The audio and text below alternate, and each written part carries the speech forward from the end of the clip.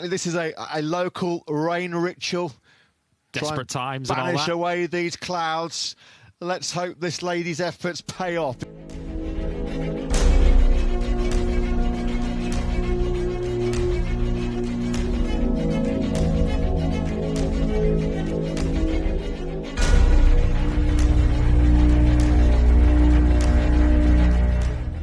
And let's hope those clouds can clear off and we can get some race action coming up. Or the show that they have been waiting for 25 years. We're 10 minutes away from what we hope will be the pit lane openings. Pit lane will open as we'd anticipated and as we'd hoped at 4 p.m. local time for a race start at 4:15 local time.